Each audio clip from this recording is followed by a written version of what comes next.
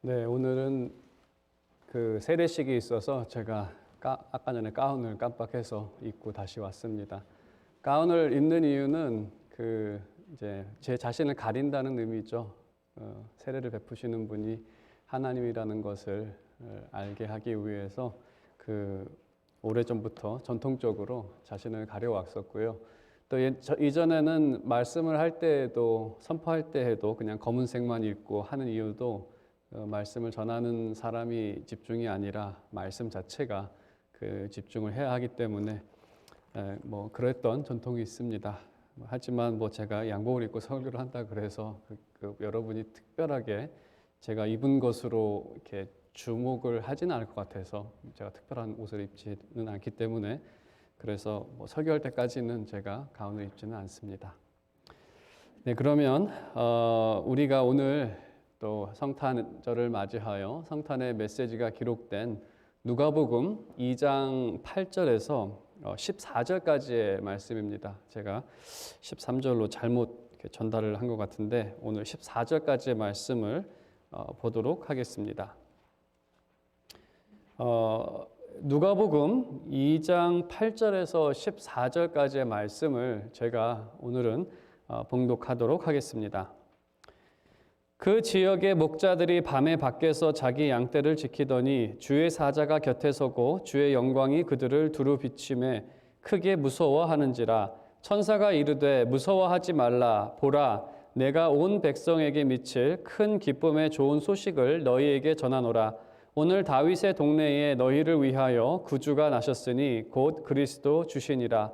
너희가 가서 강보에 쌓여 구유에 누워 있는 아기를 보리니 이것이 너희에게 표적이니라 하더니 호련히 수많은 천군이 그 천사들과 함께 하나님을 찬송하여 이르되 지극히 높은 곳에서는 하나님께 영광이요 땅에서는 하나님이 기뻐하신 사람들 중에 평화로다 하니라. 아멘. 14절을 나중에 추가를 했군요. 네, 오늘은 하나님께서 기뻐하시는 사람의 기쁨이라는 제목으로 하나님 말씀 증거하도록 하겠습니다. 크리스마스가 되면 자녀들이 가장 기대하는 것은 무엇보다도 선물인 것 같습니다. 부모님들은 그 선물을 준비하려고 바쁘시고 또 자녀들은 무슨 선물을 받을까 기대하며 그날을 기다립니다. 또한 우리는 자녀들에게만 선물을 하는 것이 아니라 또 한 해 동안 감사한 사람들에게 또 선물을 주기도 합니다. 때로는 매일 수고하는 집배원에게 선물을 하시는 분들도 계시고 또 일주일에 한 번씩 쓰레기를 수거하시는 분들에게 선물에 정성껏 준비해서 작은 성의를 표현하기도 합니다. 하지만 우리가 이 성탄절을 맞이하면 이 선물이라는 그러한 생각을 하면서 우리가 무엇보다 기억해야 하는 것, 또 우리가 우선적으로 기뻐해야 하는 것은 바로 하나님, 또 하나님께서 우리 가운데 아들을 주신 그 사실입니다. 하나님께서는 한 해 동안 우리에게 각양 은혜를 베풀어 주셨습니다. 우리는 한 해 동안 베풀어 주신 그 은혜를 기억하며 감사드리기도 하지만 우리는 무엇보다도 하나님께서 주신 가장 큰 선물, 독생자 예수 그리스도로 인해 감사와 기쁨, 그 이유로 우리가 이 절기를 감사와 기쁨으로 지킵니다. 오늘 이 말씀을 들으며 제가 바라는 것은 이 구주 오심에 대한 크리스마스 메시지를 여러분께서 듣고 다시 한번 기억하며 감사의 기쁨이 넘치는 그런 여러분의 삶이 되는 것입니다. 그러면 우리가 한번 함께 오늘 이 성탄의 메시지를 살펴보도록 하겠습니다. 오늘 기록되어 있는 것처럼 이 성탄의 메시지는 마태복음에 짧게 또 누가복음에 조금 길게 기록된 것 외에는 성경에 많이 나와 있지는 않습니다. 그래서 주로 우리가 누가복음 말씀을 함께 보게 되는데 누가복음 말씀을 보게 되면 예수님께서 태어나신 후에 이 소식을 가장 먼저 전달받은 사람은 목자들입니다. 8절에 기록되어 있는 것처럼 목자들은 밤에 양떼를 지키고 있었습니다. 그리고 9절에 그들이 양떼를 지키고 있었을 때 그 어두웠던 밤이 주의 영광으로 환하게 비춰 낮처럼 됩니다.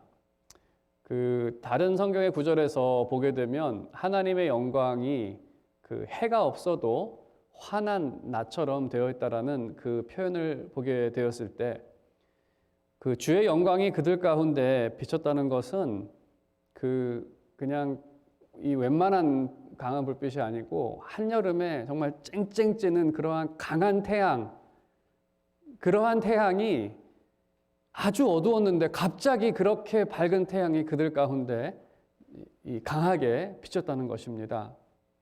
그렇게 비치게 되었을 때 그들은 당연히 크게 놀랄 수밖에 없습니다.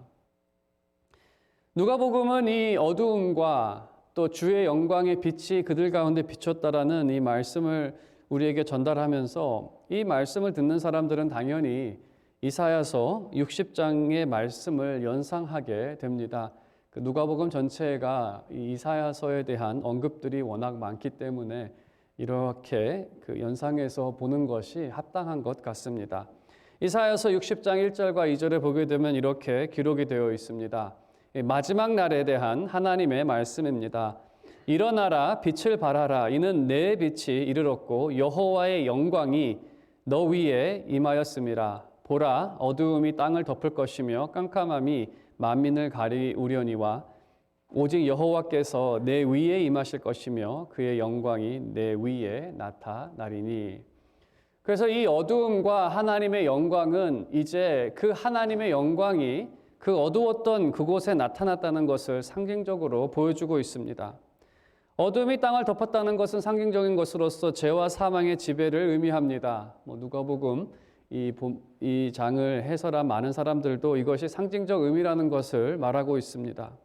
그리고 그 상징적 의미는 이사야서 말씀의 성취인데, 그래서 이사야서에서는 여호와의 영광이 그들 가운데 나타날 것을 예언하고, 그래서 이 빛이 어두움을 몰아내듯이 이제 주님께서 영적인 어두움인 죄와 사망을 몰아낼 것이다라는 그러한 상징적 의미가 오늘 본문에 담겨져 있습니다.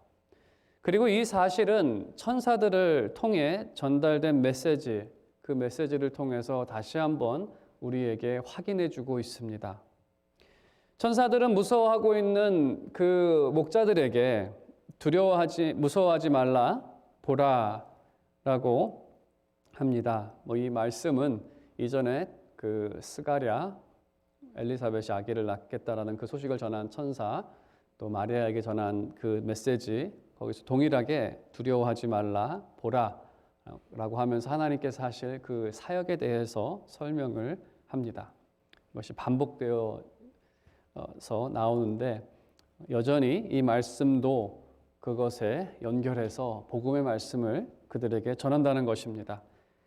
그들이 무서워하지 말아야 할 이유는 이것은 그 기뻐할 소식이기 때문에 무서워하지 말라는 것도 포함이 되어 있습니다. 여기서 보게 되면 큰 기쁨의 좋은 소식을 너희에게 전하노라. 그래서 기쁜 소식이라는 것은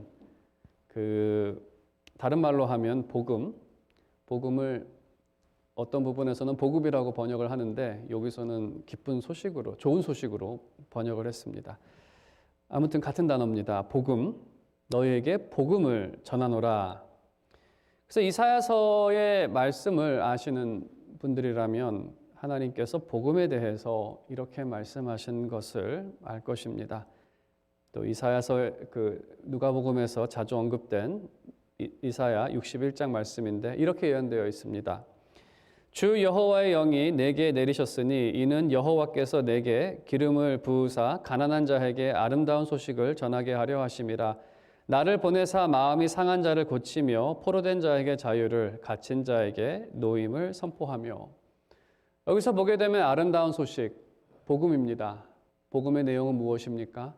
상한 자가 고침을 받고 포로된 자가 자유를, 갇힌 자가 노임을 받게 된다라는 바로 치유와 그 자유의 소식입니다. 그럼 이것을 할 사람이 누구인가? 라고 하면 이 본문에서는 그 기름 부음을 받은 자라고 되어 있습니다. 하나님의 영으로 기름 부음을 받은 그 사람이 바로 그 기쁜 소식을 전하는 치유와 자유를 주시는 분. 그래서 이러한 배경 가운데에서 11절에 오늘 본문 11절에서 그 천사들이 말합니다. 바로 하나님께서 예언하신 그분, 바로 구주. 구주라는 것은 구원자와 주님을 섞어서 이렇게 그 누가복음 2장 11절에서 구주라고 말합니다. 바로 구원을 주실 분, 그 회복과 자유를 주시는 그분, 그리고 그분을 또 그리스도라고 부릅니다. 그리스도는 기름 부음을 받은 자, 이사야서에서 기름 부음 받은 자가 나오죠. 바로 예언된 그분이 오늘 멀리가 아니고 이제 이 예언의 말씀이 멀리 있는 것이 아니라 오늘 다윗의 성에 태어나셨다라고 전합니다. 그리스도를 기름 부음 받은 자라고 하는 것은 그 구약에 보게 되면 기름 부음을 받는 세 종류의 직분이 있습니다. 왕과 제사장과 선지자가 그 기름 부음을 받았는데 그 기름 부음을 받은 사람들은 그 중보자의 역할을 하는 사람들입니다. 그러니까 중보자라는 것은 하나님의 대리인으로서 하나님을 대신해서 무언가를 하는 사람, 또 백성을 대표해서 하나님께 간구하는 사람, 그 중간에 있는 사람을 중보자라고 말합니다. 그래서 이스라엘은 왕, 제사장, 선지자가 이러한 중보 역할을 감당했습니다. 그들이 하나님의 대리인이었기 때문에 그들 중에는 여호와의 종 또는 하나님의 종이라고 불렸던 사람도 있었습니다. 예수님께서 기름 부음을 받아서 이 땅 가운데 오셨다는 것은 하나님의 계획을 따라 구원을 베푸실 하나님의 종으로 이 땅 가운데 오셨다는 것입니다.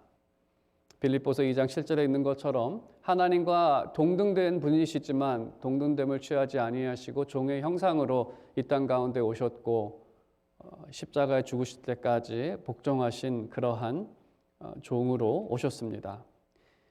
구약에서 하나님의 종이라고 했을 때에는 우리가 상식적으로 생각하면 이게 일반 명사 같습니다. 그러니까 하나님의 일을 하는 사람들, 그러한 사람들을 하나님의 종이라고 생각이 되어지는데 구약을 자세히 살펴보면 하나님의 종은 고유 명사입니다. 아무나 하나님의 종이라는 이름을 받지는 않았습니다. 하나님께서 누구를 가리켜 나의 종이라고 했던 사람은 모세, 여호수아, 다윗, 이사야 4명밖에는 없습니다. 그리고 이사야에서 왜 이사야를 했냐라고 부른 이유도 이사야를 통해 비추어진 그 그리스도를 전하기 위해서 하나님께서는 나의 종이라고 부르십니다. 그래서 이 구약의 말씀에 따라서 모세나 여호수아나 다윗이 했던 것처럼 구원과 또 이 이방 나라들 또 애굽 이런 사람들에서 자유를 주시기 위해 그리스도께서 이 땅 가운데 하나님의 종으로 오셨습니다. 그러면서 이 메시지와 함께 기름 부음 종이 오셨다라는 이 메시지와 함께 표적을 줍니다. 그 천사가 계속 이렇게 반복적으로 하는 게 있는데 스가랴한테도 표적을 주고 너가 태어날 때까지 말을 못하게 될 거다. 그래서 정말 말을 못하게 되고 그 다음에 두 번째는 마리아에게 주신 표적은 엘리사벳이 아기를 낳지 못했는데 아기를 낳게 될 것이다라는 표적을 줍니다. 세 번째로 이제 표적을 주는데 12절에 보게 되면 그 표적은 가서 강보에 쌓여 구유에 누워있는 아기를 보리니 그것이 너희에게 표적이 될 것이다라고 말씀하십니다.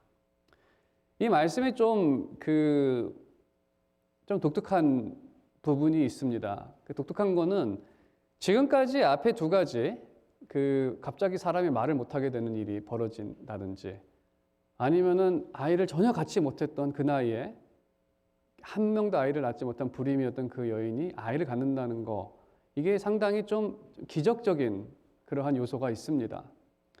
하지만 아기 보에 쌓아서 어디에 이렇게 눕혀 있다라는 것을 이게 무슨 기적적인 일은 우리가 보기에는 아니죠. 누구나 할 수 있는 일 아닙니까? 아기를 낳아서 뭐 먹이통에 보통 놓지 않겠죠. 귀한 곳에 두겠지만 사정이 되지 않아서 놓을 데가 없다면 거기라도 놓아야 하는, 그것이 어떤 놀라운 표적처럼 보이진 않습니다.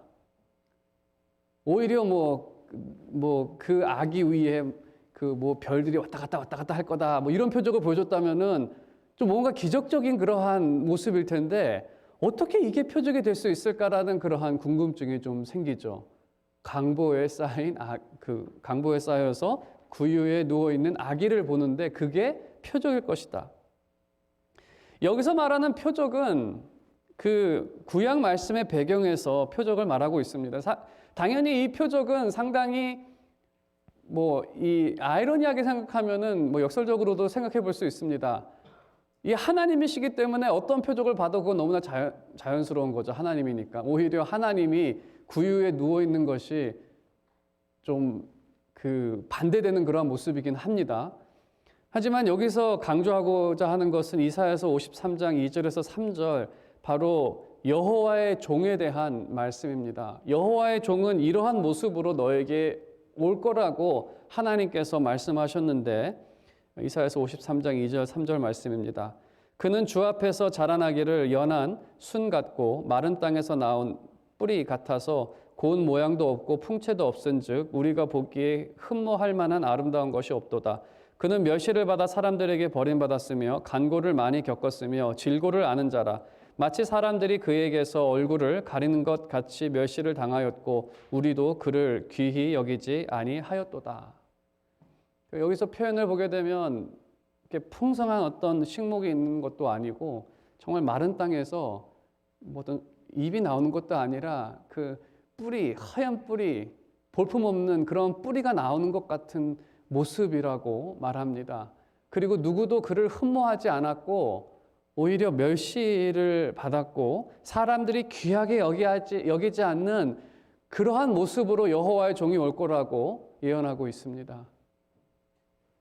그래서 너희가 그 왕궁, 어떤 큰 왕궁, 멋있는 왕궁의 침대에 누워있는 그 아기가 아니라 가축의 먹이통에 있는 그 아기를 보면 바로 그 아기가 여호와의 종, 그것이 표적, 사인 맞죠? 아무도 아기를 먹이통에다 두지는 않을 겁니다. 하지만 그게 표적이 될 거라. 바로 이 말씀을 이루신 그 하나님, 여호와의 종, 바로 구원과 자유를 베풀 그 사람에 대한 표적은 바로 강보에 쌓인 아기가 구유에 누워 있는 것, 그것이 이제 표적이 될 거라는 것이죠. 예수님은 출생지도 다윗의 동네 베들레헴, 미가서 5장 2절에 보게 되면 유다의 그 지방에서 가장 작고 시골이고 그 마을, 그 시골에서도 베들레헴에서도 가장 큰 집이 아니라 그냥 가장 지극히 평범한 집에서, 당시 집에서는 아래에는 가축을 키우고 위에는 사람이 살았다고 합니다. 그래서 위에 사람이 사는 것에 있지도 못하고 그 아래 가축들이 있는 그 먹이통, 거기에 누워 계신 예수님은 하나님께서 말씀하신 대로 낮고 천한 종의 모습으로 이 땅 가운데 오셨습니다. 그가 이 땅을, 어두운 이 땅을 택하시고 또 그 위치를 택하신 것은 바로 죄와 사망 아래에 있는 백성을 구하기 위해 스스로 낮은 곳을 택하십니다. 그리고 그는 이 타락한 세상에서 사람들이 당하는 모든 고통과 죽음까지도 경험하셨습니다. 이러한 고통과 죽음, 낮아지심과 멸시, 이러한 일들을 겪으신 것은 그에게 죄가 있어서가 아니라 우리가 받아야 할 하나님의 저주를 대신 감당하시기 위해서였습니다. 이사야 말씀은 5장 53장 2절 3절에서 이렇게 그 종을 묘사한 후에 그 종이 할 일에 대해서 그 다음 구절에서 이렇게 말하고 있습니다. 그는 실로 우리의 질고를 지고 우리의 슬픔을 당하였거늘 우리는 생각하기를 그는 징벌을 받아 하나님께 맞으며 고난을 당한다 하였노라. 그가 찔림은 우리의 허물 때문이요 그가 상함은 우리의 죄악 때문이라. 그가 징계를 받음으로 우리는 평화를 누리고 그가 채찍에 맞음으로 우리는 나음을 받았도다. 이것이 여호와의 종, 기름 부음 받은 그분, 자유를 주시고 상처를 치유하신 그분이 할 일에 대한 요약입니다. 그분으로 인해서 우리의 상함이, 죄악이 치유함을, 깨끗함을 받게 되는. 그래서 교회는 이 크리스마스를 기념할 때에 이 복음의 사실도 우리는 함께 기억합니다. 우리를 구원하시기 위해 가장 낮은 자로 이 땅에 오신 주님을 기억합니다. 그리고 그 모습에서 우리는 위대한 주님의 사랑을 발견하게 됩니다. 하나님께서 우리를 위하여 구원을 베푸실 때 이렇게까지 구원을 베푸셨구나 하는, 교회는 이 사실을 기억하며 독생자를 주신 하나님께 영광을 돌립니다. 이 영광은 교회만 돌리는 것이 아니라 본문을 보게 되면 천사들도 이 놀라운 일을 행하신 하나님을 찬양합니다. 그 위대하신 하나님께서 이 땅 가운데 이 놀라운 일을 행하셨다고. 14절, 지극히 높은 곳에서는 하나님께 영광이요 땅에서는 하나님이 기뻐하신 사람들 중에 평화로다. 하나님께 영광을 돌리는 것은 하나님의 능력, 이것은 전 천지가 다 말하고 있습니다. 하나님께 지으신 세상만 보더라도 그 능력은 우리가 정말 가늠할 수가 없고 놀라운 것을 알 수가 있습니다. 하지만 이 크리스마스 때 나타난 것은 바로 이 세상에 대한 하나님의 사랑입니다. 이 세상을 이처럼 사랑하신 하나님께서는 그 위대하신 사랑, 그 사랑을 독생자 예수 그리스도를 보내주심으로써 오늘 우리가 기념하는 크리스마스에 나타났습니다. 이 크리스마스는 정말 역사상 이러한 일이 없었죠. 어떻게 그 하나님께서 하늘의 모든 영광을 버리시고 이 땅 가운데에서 어떤 큰 대도시도 아니라 그 베들레헴에서도 베들레헴의 큰 집도 아니라 그냥 평범한 집, 그 평범한 집에 평범하게 위층에서 있는 것이 아니라 그 아래 그곳에 오실 수가 있었을까라는, 얼마나 사랑하셨으면 세상을. 그 하나님께서 행하신 일로 인해서 당연히 천지를 창조하실 때 해도 천사들이 옆에서 하나님 정말 지혜롭습니다, 능력이 놀랍습니다라고 찬양을 했지만 예수님께서 이 땅 가운데 오셨을 때 그 천사들은 정말 더 큰 소리로 하나님께 찬양을 돌리죠. 어떻게 이러한 일을 하실 수가 있으십니까? 참 놀랐습니다라고 하는 천사의 찬양이 울려 퍼집니다. 그리고 이분으로 인해서 이제 평화에 대한 이야기를 합니다. 정말 크리스마스가 없었다면, 주님이 이 땅 가운데 오신 그 일이 없었다면 우리는 어둠 속에서 아무런 소망 없이 살았을 것입니다. 주님 오심은 하나님께서 기뻐하신 사람들에게 평화입니다. 오늘 14절에 하나님이 기뻐하신 사람들 중에 평화로다. 하나님이 기뻐하신 사람이라는 것은 하나님의 은총을 받은 사람, 하나님의 백성이라고 부르고 그들을 그리스도를 믿는 우리 신자들을 말합니다. 그들에게는 그리스도 안에서 누리는 참된 평화가 임하게 되었다는 것입니다. 천사들이 찬양하는 것은 그리스도를 믿는 여러분들에게 평화라고 말합니다. 하나님께는 영광이요 여러분에게는 평화다. 우리가 세상을 살면서 참 세상은 어지럽고 늘 불안함이 끊이지 않는 그러한 곳입니다. 여러분이 한 해를 사시면서도 이거는 제가 설명을 드리지 않아도 여러분께서는 아실 것이다 생각합니다. 왜냐하면 여러분이 피부로 와닿는, 경험하는 세상은 어지럽고 불안한 곳, 그 세상이 아무리 선진국과 같은 미국이라 하더라도 여전히 세상은 어지럽고 불안한 곳입니다. 성경은 그 원인을 죄와 사망이라는 그 현실이라고 말합니다. 죄와 사망이 있기 때문에 세상은 어지럽고 불안함이 가득한 곳. 세상에선 사람들이 죄를 범하기도 하지만 그 범한 죄로 인해서 당하기도 하는, 죄를 범하기도 하고 당하기도 하는, 서로 범하고 당하는 이 비극, 이것이 이 세상의 현실. 그래서 어지럽고 불안함이 가득한, 왜냐하면 언제 당할지 모르는. 그래서 그 죄의 결과로 이 세상에는 여러 가지 어려움이 있고 또 결국 사망에 이르게 되는, 그것이 세상의 모습입니다. 그래서 죄와 사망이 있는 한 어지러움과 불안함은 떠나가지 않습니다. 하지만 이러한 세상에서도 믿는 사람은 그리스도 안에서 평안을 누립니다. 왜 우리가 이러한 평안을 누릴 수 있느냐? 그 이유는 세상의 그 어떠한 것도 하나님과 백성의 관계를 끊을 수 없기 때문입니다.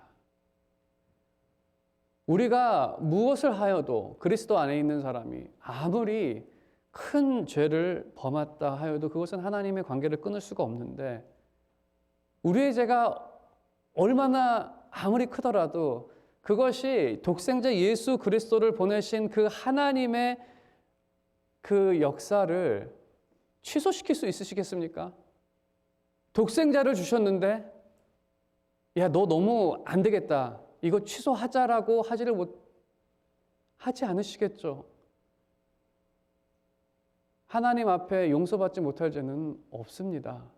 왜냐하면 그리스도의 보혈이 워낙 크고 그 사랑이 너무나 크기 때문에 우리가 그거를 확신할 수 있는 것은 예수 그리스도, 그분 사역, 그분 주심에서 우리가 다시 한번 확신을 얻을 수 있습니다. 로마서에서 말하고 있듯이 세상의 그 어떠한 것도 하나님과 백성의 관계를 끊을 수 없습니다. 그리고 하나님께서는 그리스도 안에서 우리에게 각양 은혜를 주시며 그들의 영혼을 보호하시고 지금까지 우리의 신앙을 지켜주셨습니다. 그리고 오늘도 그리스도께서 완성하신 나라로 우리는 인도함을 받고 있기 때문에 우리는 어지럽고 불안한 세상 가운데에서도 하나님께서 우리를 붙잡아 주실 것을 믿고 또 마지막 그날까지 우리를 지켜주실 것을 소망합니다. 그래서 이 예수 그리스도께서 오심으로 인해서 이 천사들이 찬양한 것처럼 하늘에는 하나님께 영광이고 땅에서는 하나님이 기뻐하시는 사람들 중에 평화로다. 이 사실로 인해서 우리 믿는 사람들은 이 땅에서 평화를 누립니다. 하나님의 은총을 받은 우리가 어지러운 이 세상에서도 평화를 누릴 수 있는 이유는 그리스도께서 우리에게 오셨기 때문입니다. 오늘 말씀의 결론을 맺도록 하겠습니다. 주님은 구약의 약속대로 회복과 자유를 주시기 위해 낮은 이곳으로 오셨습니다. 그래서 그가 순환을 당하심으로 우리에게 회복과 자유를 주셨습니다. 이 구원 사역의 시작은 세상을 이처럼 사랑하신 하나님께서 아들을 주심으로 시작되었습니다. 그리고 우리는 그리스도께서 오신 이날 이 놀라운 구원을 완성하신 하나님을 찬양합니다. 그리고 어지러운 세상에서도 그리스도로 인해 평안을 누리며 살아갑니다. 이 성탄의 영광과 평안이 여러분의 삶에 넘치기를 주님의 이름으로 축원드립니다.